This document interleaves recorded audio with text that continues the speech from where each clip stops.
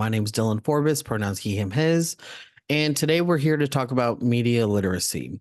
So, 2 days ago on February 11th, Sunday in Houston, Texas, there was a mass shooting or an active shooter at Lakewood Church. There's been a lot of misinformation going around about the shooter. There is a lot of information out there that clarifies these questions and concerns. The shooter's name was Genesee Moreno. She was a cisgender female who was 36 years old and had a history involved with being arrested and mental health issues. And a lot of this stems from her diagnosed mental health diagnosis of schizophrenia and her problems with her marriage and the family disputes that they've had. But there is a lot of information out there. Houston journalists and local law enforcement agencies have been very good about being transparent with the information that comes forward. And so I'm here to try to address some of the misinformation, specifically around the transgender community. So we'll lead with information that sets up how this narrative got to where it is now, with a little bit of history and how to address it moving forward, and the actual information around the shooter. So make sure you stay and watch this video.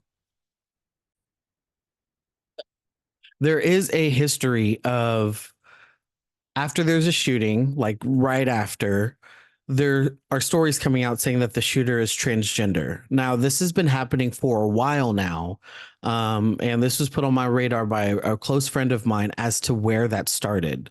So there's this forum called 4chan that has been around for a while, and it's kind of like the underbelly dark side of the internet. There's 8chan, which is even darker underbelly, but 4chan is where a lot of anti-transgender memes come from. And if you're familiar with Gamergate and all of the harassment around trans women that spawned around like 2013, 2012, I want to say maybe 2014, it started on 4chan, this forum. It's kind of like Reddit, but for people with really bad intentions to spread information. So I'm going to share my screen here so that you can see what I'm looking at. And so this is an article from France 24, but it specifically talks about the anti-LGBTQ disinformation surges online after U.S. mass shootings. And so what it talks about is that deadly mass shootings in the United States have been fueled by a torrent of online disinformation targeting an unlikely group, transgender people.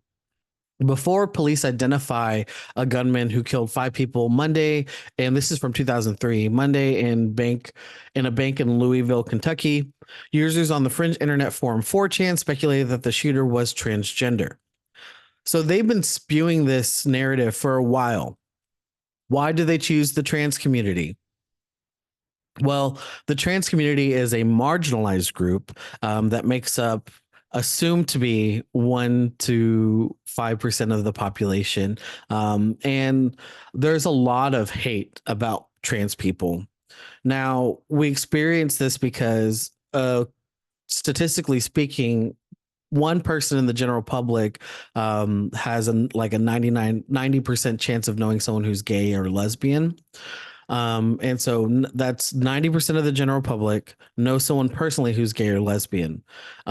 It's estimated that somewhere around 5% or less of the general public know someone who is transgender. So there's a lot of space for misinformation and narratives to be spread about the trans community. And there's a lot of content out there being made by non-trans people spreading disinformation about trans people. So when there's this gap of personal experiential knowledge, there's this opportunity for people that aren't living that life or aren't experiencing it personally to come in with some kind of agreement knowledge. And because of social media and because of the way algorithms are made, people are being exposed to a lot of really bad and incorrect information about trans people.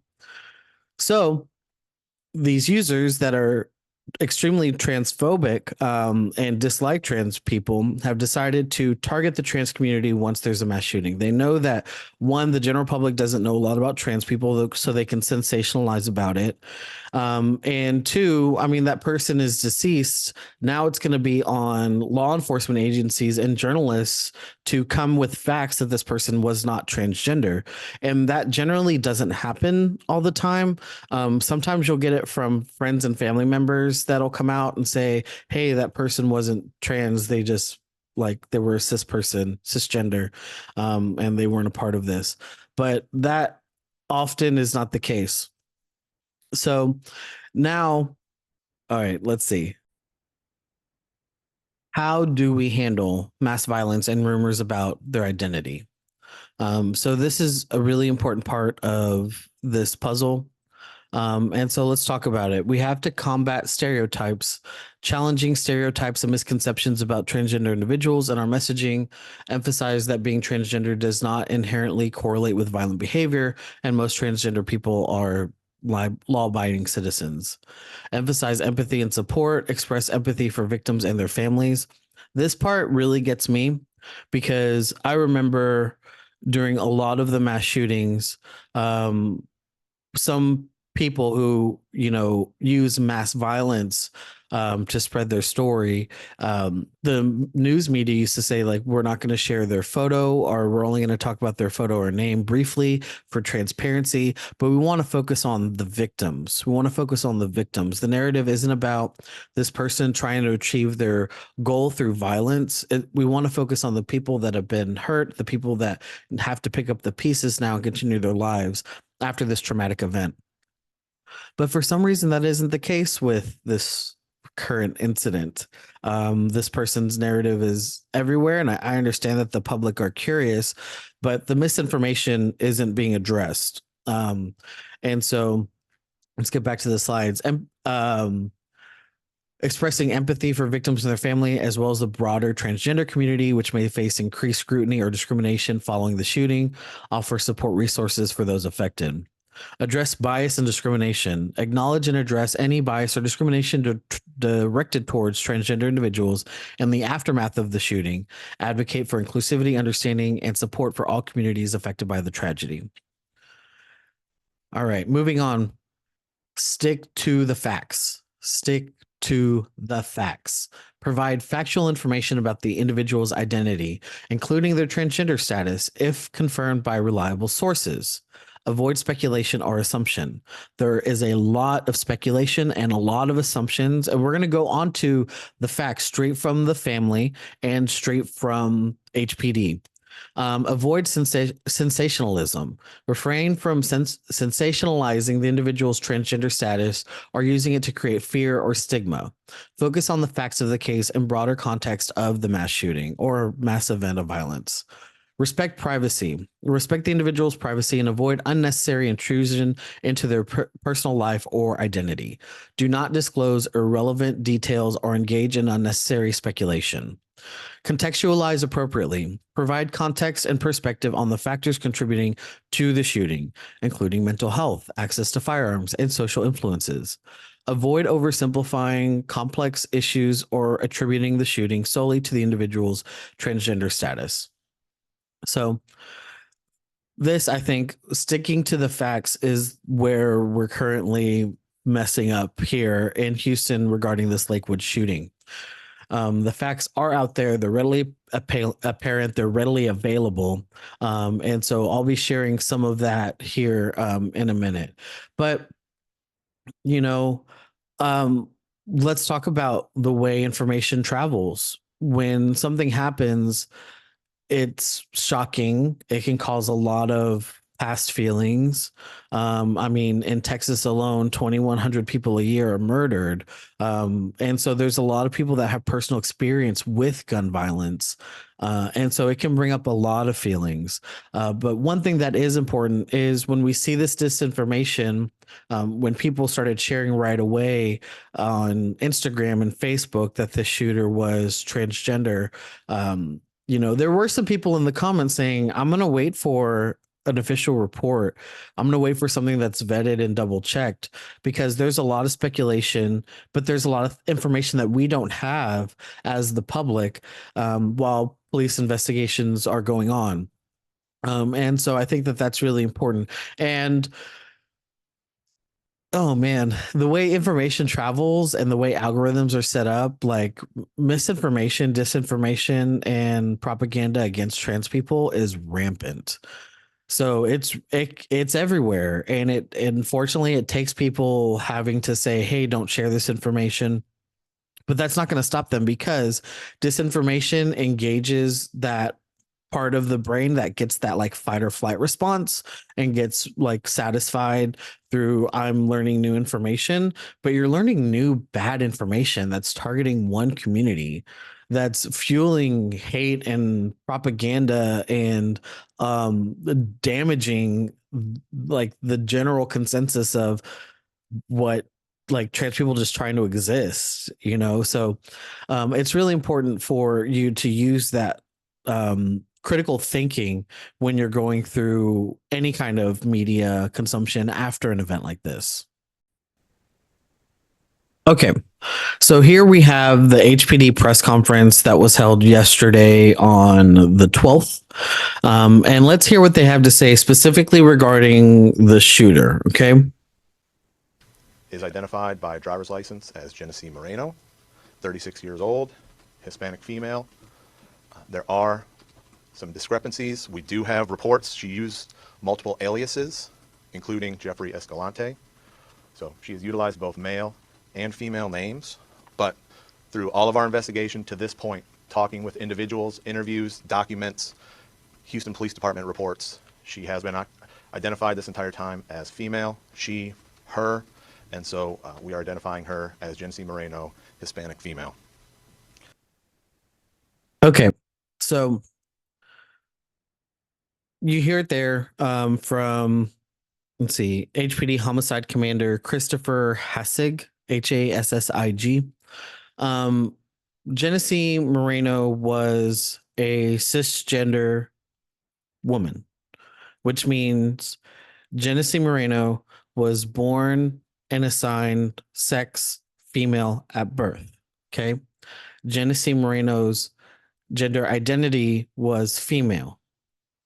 She used she, her pronouns. All of her paperwork and documents were female. And after investigating and talking to family members, her in-laws and things like that, they were able to rule that Genesee Moreno was not transgender. Now, there is information online saying that Genesee Moreno was a trans woman. That's not true. That's flat out, that's just not true. Genesee Moreno was not a trans woman. Genesee Moreno was a cisgender woman. Genesee Moreno gave birth to her son. What we do know is that Genesee Moreno had some mental health issues that might have attributed to this misinformation that's going around. So Genesee Moreno, according to her family in this interview with ABC 13, was diagnosed with schizophrenia, and one of her aliases, that names that she used, was Jeffrey. Even her husband just said like Jeffrey was what she liked to be called sometimes. And so that's why they referred to having multiple aliases in this press release, with the press conference with the HPD. So let's go to this ABC 13 story that I have here.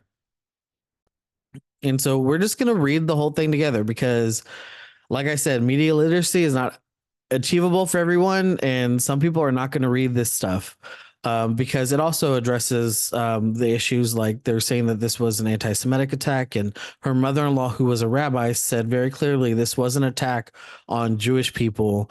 This wasn't an attack on like the Jewish faith, and so we'll get into that, but.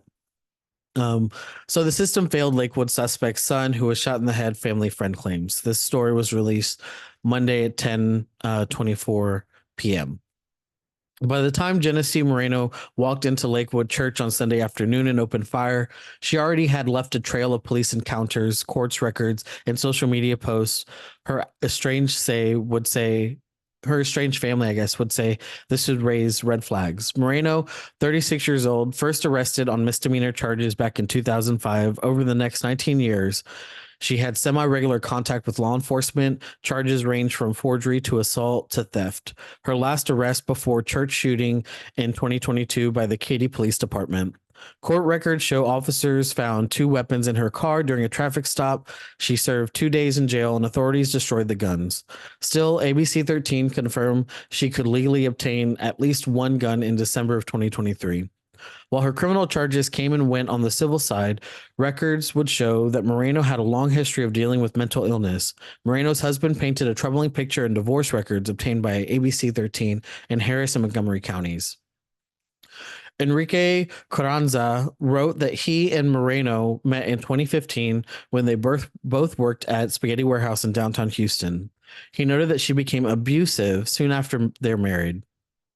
Carranza and court records referred to his wife as Jeffrey. Jeffrey is a diagnosed schizophrenic, so daily it was a new battle or fight in her realm. Documents read. Carranza states that Moreno also had lupus but stopped taking her medication and became pregnant. He asserts that she continued to use drugs, however, and their son was born prematurely with drugs in his system. I currently fear that my wife will harm my son because she knows that all I wanted my whole life was to be a father, and I will not allow hate to be taught to my son, Carranza wrote. Divorce documents show Moreno had accused Carranza of abuse. ABC 13 found out that Carranza's mother, a rabbi, filed several affidavits as an intervener in the couple's divorce. The documents focused on Moreno's extensive mental health history and involvement of the state child welfare officials. One affidavit stated that Connie Eicher, a friend of Carranza's mother, was prepared to testify on Moreno's alleged conduct. Eicher told ABC 13 that Carranza, Moreno, and their 7-year-old son briefly stayed with her in 2019, a few months after the divorce. Law enforcement told ABC 13 one of Moreno's weapons had Palestine written on it, and they found anti-Semitic writings. Eicher told ABC 13 she believes Carranza's Jewish heritage contributed to alleged anti-Semitism. In a Facebook post on Monday, Moreno's mother-in-law wrote, "Although my former daughter-in-law raged against Israel and Jews in a pro-Palestinian rant yesterday, this has nothing to do with Judaism or Islam. Nothing. But this is what happens when reckless and irresponsible reporting lets people with severe mental illness have an excuse for violence." And that's from the mother-in-law. Okay. Carranza's a registered sex offender who first won custody of the couple's son in Harris County. However, he lost custody when the divorce was finalized in Montgomery County in 2022. He is currently incarcerated in Florida for failure to register as a sex offender. Moreno is accused by bringing the couple's 7-year-old son to Sunday's attack. Houston police told ABC 13 he is in critical condition. His grandmother said he was shot in the head. On Facebook, she wrote, "No one may ever blame a police officer who carries out his or her rightful duty to save lives, even if they are found responsible for shooting my grandson. The fault lies in Child Protective Services in Montgomery County and Harris County, which refused to remove custody from a woman with known mental illness who is not being treated, and with the state of Texas for not having strong red flag laws that would have prevented Moreno from owning or possessing a gun." Another aspect of Moreno's life that investigators are looking through includes her extensive social media postings. Moreno presented herself as a real estate investor, although ABC 13 could not locate her records as a realtor or real estate license holder. In Instagram postings, Moreno at one point included a photo of a weapon and asked if anyone knew how to clean an AR-15 in the caption. "The system failed Moreno, and the system failed that little boy too," Eicher said. "The bottom line is anyone who has psychiatric problems who threatens other people shouldn't be allowed to carry guns." So that's the direct news story, okay, from the family members. Easy. This isn't like being able to hear this information and not become sensationalized or have radical ideologies on people with like diagnosed schizophrenia. Obviously, we know that not everybody who is diagnosed schizophrenic is going to commit mass violence. Like that's not reality. We know that Moreno wasn't transgender, but was living with mental health illness of schizophrenia. And the family knew that and was trying to fight for at least the child. But that there was a lot going on. Like there were a lot of issues with that family between the divorce and the charges against the father of sexual misconduct. And so I mean these issues, it's not as easy as one and done. When you're looking at criminal behavior and because this would definitely be considered like not deviant, not nuisance. This is criminal behavior, owning guns and trying to commit a mass attack anywhere. There's a lot of things that go into it. It's generally not someone wakes up one day and decides, oh, I'm gonna go shoot up a park or a church or a mall or anything like that. It's complicated. It's a lot of nuances of human behavior, of past criminal history, and it's multifaceted. But what I really want for everybody to understand is when these first initial reports come out, we have to be critical about it and not share misinformation and not engage in it and learn how to stomp it out. Because it's not going to stop. We saw the story from 2023 where this is being fueled from 4chan. Like this is being fueled from 4chan. Before police identified the gunman who killed 5 people on Monday at a bank in Louisville, Kentucky, users on the Fridge internet forum 4chan speculated that the shooter was transgender. The tweet said transgender people planning to commit heinous crimes should clear your social media to avoid potential blowback. Like misinformation isn't, it's not innocent. It's causing harm, and it's going to cause harm for this family to even be able to try to get some kind of justice and understanding when people are having to fight. Genesee Moreno was not a trans woman. Genesee Moreno was not a trans man. Genesee Moreno was a cis woman who had mental health problems and unfortunately wasn't able to get the help that she needed and chose to cause harm instead. So if you have any questions, feel free to put them in the comments. I have the graphics on how do we address, let's see, this one right here. This is going to be on my Instagram page, HOU LGBTQIA. So how do we handle mass violence and rumors about their identity? So if you've liked this, please share it with your friends. Let's try to make a better understanding, a better place for media and news to be shared, so that we can continue growing as a community and addressing the real issues at play. Because why was Genesee Moreno able to buy firearms with a history of mental health issues? Um, I think that the mother-in-law stated it correctly. I think that we need to be addressing this stuff. But all right, y'all have a good day. And look out to the next one, next video, like and subscribe, all of that good stuff. And again, I'm Dylan. You have a good one. If someone is having a mental health crisis or needing help with their mental health, call this number. It's the Harris Center for Mental Health and IDD. 866-970-4770. You're not alone, and you can ask for help. It's okay.